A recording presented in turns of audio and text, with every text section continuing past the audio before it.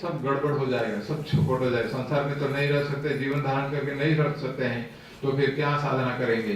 तो साधना करने के लिए पहले ये चाहिए, ये जो है स्वधर्म, स्वधर्म जो है, ये धर्म जो है, इसी क्या इसका ये व्याख्या करने से इसको समझने के लिए होगा, इसी को वर्णाश्रम धर्म बोलते हैं। वर्णाश्रम धर्म क्या है? आश्रम एक है और वर्ण दो शब्द इसमें है। आश्रम जो है, हम अभी अपने जो ये जीवन है, जीवन में जिस तरह में अपने को हम अभी देखते हैं, हम अभी हैं, वही हमारा आश्रम है। हमारे तो 4 आश्रम होते हैं, ब्रह्मचर्य आश्रम, गृहस्थ आश्रम, उसके बाद वानप्रस्थ आश्रम, उसके बाद संन्यास आश्रम, 4 आश्रम है।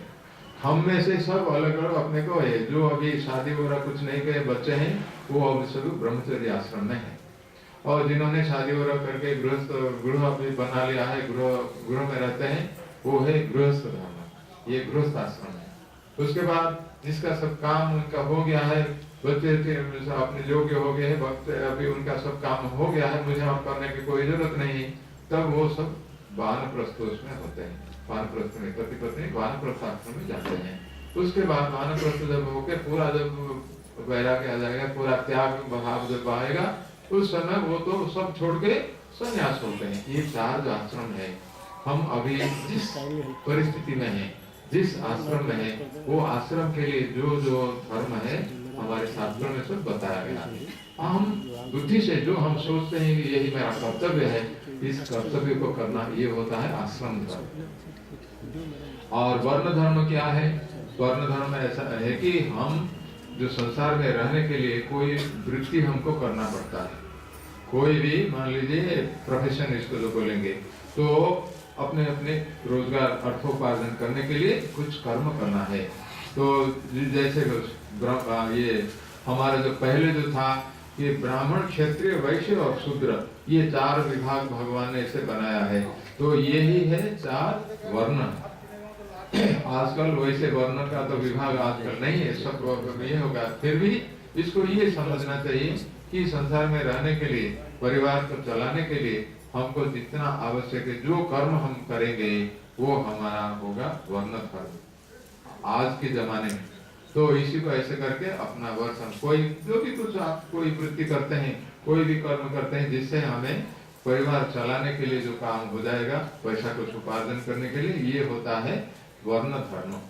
ये दोनों हमको करना चाहिए, यही नियत कर्म है। तो भगवान ये जो बोलते हैं नियत कर्म करना चाहिए।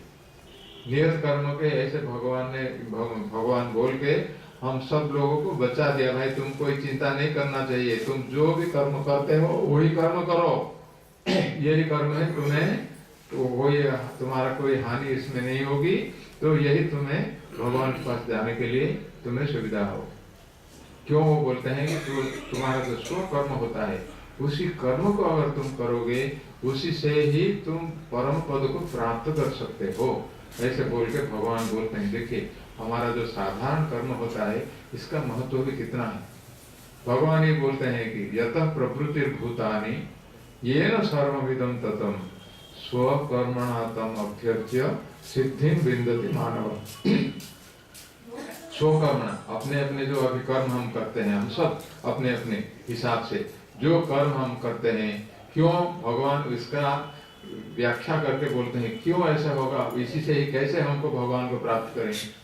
वो बोलते हैं कि सारे जगत जो हम देखते हैं, ये सारे जगत भगवान से ही आया हुआ है, वही परम पुरुष जो है भगवान। यतः प्रवृत्तिर्भूतानां, ये जितने सब भूत ये प्राणी है, या तो जितने सब हम जगत देखते हैं, ये सब उसी से, उन्हीं से आया हुआ है। और वही जो भगवान है वही सर्वव्यापक है, सब जगह वही भगवान है।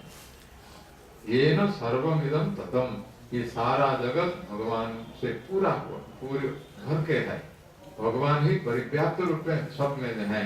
तो इसीलिए हम जो भी कुछ कर्म करते हैं, ये जो है ये सेवा है, ये भगवान की ही सेवा है, भगवान के साथ ही हमारा बर्ताव होता है। ऐसी अगर हमारी दृष्टिकोण हो सकती है, ये सत्य है, यही तत्व है। तो इसी को ये करने से वो बोलते हैं स्वकर्मणा तम अभ्यर्च्य। तो हम अपना कर्म को कैसे करना चाहिए? ये सोचना चाहिए ये मेरे जो कर्म है ये कर्म भगवान के लिए एक पूजा है। अभ्यर्थना करना चाहिए अपने कर्म से। अगरबत्ती लगा के दीप लगा के वैसे पूजा करो ऐसे नहीं बोलते हैं। वो स्वकर्मणा, हमारा जो कर्म होता है वही कर्म ही भगवान के लिए पूजा होता है। भगवान के लिए यही तो ऐसे भाव से अगर हम करें, मैं जो कुछ मैं कर्म कर रहा हूँ भगवान ने ही मुझे दिया है, क्योंकि उन्हीं से ये सब कुछ आया हुआ, तो हमारा कर्म भी वही भगवान से ही आया हुआ। तो ऐसा कर्म भगवान से जो आया है इसी कर्म से ही मैं उसी भगवान को मैं पूजा करूंगा। ऐसे करके स्वकर्मणा तम अभ्यर्च्य, अभ्यर्चना करना चाहिए भगवान को। अभ्यर्चना माने अच्छी तरह अर्चना करना है ये भगवान पूजा के रूप से करने। तब क्या है, सिद्धि विन्दति मानव, इसी से ही वो परम पद को इससे प्राप्त हो सकता है, होता है। तो इसी देखिए अभी हमारा जो साधारण कर्म, स्वाभाविक कर्म हर रोज हमको जो करना पड़ता है वही इस भाव से अगर हम कर्म करें वही हमारे भगवान के लिए पूजा हो जाएगी, और वही कर्म ही हमें भगवान को सिद्धि क्या माने, ये भगवत साक्षात्कार हमारा जो लक्ष्य है। गीता का लक्ष्य है भगवत साक्षात्कार, तो वही भगवत साक्षात्कार हम सब प्राप्त कर सकते हैं इसी कर्म। तो अपना साधारण कर्म जो है नियत कर्म इसको करना चाहिए। नियत कर्म करने के लिए इसमें लेकिन ये होना चाहिए कर्म ठीक कर्म करना चाहिए। हम जाके किसी से हम चोरी करेंगे बोलते हैं हमारा नियत कर्म, ये नहीं होगा। ये हमारा जो कर्म है वो कर्म धर्म के ऊपर आधारित होना चाहिए। धर्म का विरुद्ध कोई भी काम नहीं होना चाहिए। भगवान गीता में बोलते हैं धर्माविरुद्ध भूतेषु कामोस्मि भरतर्षभ। संसार में हमारा जो भी कुछ कामना वासना कुछ आता है वो अगर धर्म का विरुद्ध नहीं है तब उसको हम कर सकते हैं। वैसे ही कर्म जो हम करेंगे वो भी धर्म का विरुद्ध नहीं होना चाहिए। तो अधर्म कभी नहीं करना चाहिए, धर्म का विरुद्ध काम कभी नहीं करना चाहिए। जो भी कुछ हम कर्म करें वो अपना कुटुंब परिवार का पोषण करने के लिए करना है, लेकिन धर्म के आधार पर करना चाहिए। चोरी करके भगवान अपने को परिवार को ये करना ये संभव नहीं है। नहीं, चोरी करने से उसका जो फल है कहाँ है, भगवान नहीं है, जेल है। जेल को हमको जाना पड़ेगा, उसके लिए प्रस्तुत हो जाना चाहिए। आप जैसे कर्म करते हैं वैसे फल आपको मिलेगा। तो ऐसा करके धर्म के आधार पर और भगवान के लिए ये पूजा के ऐसा अगर करेंगे तब ये हमारा साधारण कर्म ये भगवान की पूजा हो जाएगी, यही हमारा साधना हो जाएगी, यही हमारा कर्मयोग होगा। कर्मयोग का दूसरा जो ये है और कैसा करें, इसी में क्यों हम जानते हैं कि हम ये सब संसार में जो करते हैं अपने पेट के लिए सब काम करते हैं, अपने लिए स्वार्थ के लिए, अपना परिवार के लिए ये सब करना हमको पड़ता है। इसमें कोई खराब चीज नहीं है, लेकिन ये सोचना चाहिए ये तो अपने लिए करते हैं। तो इससे हमको कैसे भगवत प्राप्ति हो जाएगी, बहुत समय लगेगा, इससे कितना दिन पहले।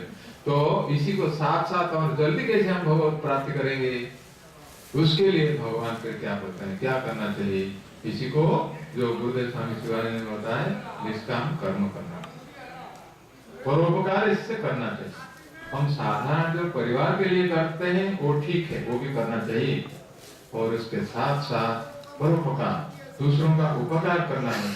ऐसे कर्म हम करें जो कि जिससे हमें कोई उससे आशा नहीं, हमारा स्वार्थ उसमें नहीं होगा, निस्वार्थ पर जो कर्म होगा वही अगर हम कर्म कर सकते हैं तो वो भी हमें भगवान को लेकर वही सबसे उत्कृष्ट कर्मयोग का वही उत्कृष्ट अंग है, दूसरों का उपकार करने के लिए। अपना कर्म को भी हमने कर्मयोग के परिवर्तन कर लिया है, इसी को कर्मयोग कर लिया है, वो ठीक है, साथ साथ उसी को भी करना चाहिए। इसलिए भगवान बोलते हैं कि यज्ञ के लिए काम करो। यज्ञ भगवान तो बोलते हैं कैसा कर्म करना चाहिए, वो भगवान ने कहा है कि मेरा ये निश्चय यही है, यज्ञो दानम तपस्यैव पावनानि मनीषिणाम्। तो यज्ञ दान और तप जो ये है वही करना चाहिए, उसको कभी नहीं छोड़ना चाहिए। भगवान ये बोलते हैं कैसा कर्म करें। तो यज्ञ जो है, यज्ञ का अर्थ ये है कि हवन करना ये नहीं है। हवन करना इसका एक अर्थ है, इसका तो गौण अर्थ है। मुख्य अर्थ होता है दूसरे के लिए जो हम कुछ त्याग करते हैं, दूसरों के लिए जो भी कुछ करते हैं बिना स्वार्थ से, वही यज्ञ होता है। सैक्रिफाइसिंग फॉर अदर्स, दूसरों के लिए जो हम कुछ काम करें वही यज्ञ होता है। इसलिए भगवान बोलते हैं यज्ञार्थात् कर्मणोऽन्यत्र लोकोऽयं कर्म बंधनः तदर्थं कर्म कौन्तेय मुक्त संगः समाचर, ऐसे बोलते हैं। तो यज्ञ के लिए तुम काम करो, यज्ञ क्या माने दूसरों के लिए काम करो। अपना स्वार्थ जो करे, अपना नियत स्वधर्म स्वकर्म वो करना एक बात है, साथ साथ यज्ञ के लिए हमको करना चाहिए। यज्ञ के लिए अगर हम करेंगे उसमें क्या होगा हमारा कि अगर दूसरों के लिए नहीं करके अपने स्वार्थ के लिए अगर हम कर्म करें वो हमारा बंधन का कारण बने। यज्ञार्थात् कर्मणोऽन्यत्र लोकोऽयं कर्म बंधनम्, यज्ञ के सिवा बाकी सब जो कुछ कर्म करेंगे वही हमारा बंधन का कारण बनेगा। इसी को सोच के अपना वर्णाश्रम धर्म वो भी अपने स्वार्थ के लिए करते हैं, फिर भी पूजा के रूप में करने से वो भी कर्मयोग हो जाएगा, साथ साथ वो बंधन का कारण हमारा नहीं बनेगा। और ये यज्ञ के लिए जो करेंगे उसके लिए कोई चिंता नहीं है, जो जैसे काम करे दूसरों के लिए हित के लिए करते हैं काफी है, बहुत बढ़िया। इसलिए गुरुदेव स्वामी शिवानंद महाराज बोलते हैं कि सेवा करो। सेवा पहले जो हम आते हैं सर्व लव मेडिटेट रियलाइज, सेवा जो करो परोपकार, दूसरों के लिए कर्म करना, यही यज्ञ है। तो यज्ञ के लिए काम करना ये ठीक है। भगवान फिर से भी बोलते हैं लोक संग्रह में वापी कर्म कर्तुम इहारसि संपश्यन् कर्तुम अर्हसि, ऐसे बोलते हैं। लोक संग्रह इसका माने वही दूसरों लोगों का उपकार या तो समाज का उपकार, जो भी हो ऐसे सुख कर्म तुम करो। तो ऐसे जब करके अगर हम कर्म करेंगे तब ये हमारा ही ये कर्मयोग का है। लेकिन इसमें भगवान जो बोलते हैं नियत कर्म करो, ये ठीक है। नियत कर्म भी कैसे करना चाहिए यहाँ भी बोल दे, तो यज्ञार्थात् कर्मणोऽन्यत्र लोकोऽयं कर्म बंधनः तदर्थं कर्म कौन्तेय मुक्त संगः समाचर, उसी में है कीवर्ड, उसी में है, चाबी उसमें है, मुक्त संग। इसका माने अनासक्त होके काम करना। किसी में कर्मयोग का रहस्य यही है, कर्मयोग में जब हम करते हैं उस समय हमारी कोई भी आसक्ति नहीं होनी चाहिए। बिना आशा से, बिना आसक्ति से यही काम करने से तब ये होगा। तो संग रहित तो होगी, असंग से काम करना चाहिए, संग को त्याग करना चाहिए। संग के माने उसमें फिर भगवान नियत कर्म जो अगर बोलेंगे उसमें लिए भी भगवान उसमें जोड़ देते हैं नियतम कुरु कर्मत्वम कर्मज्ञायो ह्य कर्मणः। उसके बाद क्या बोलते हैं, क्या एग्जाम्पल देंगे?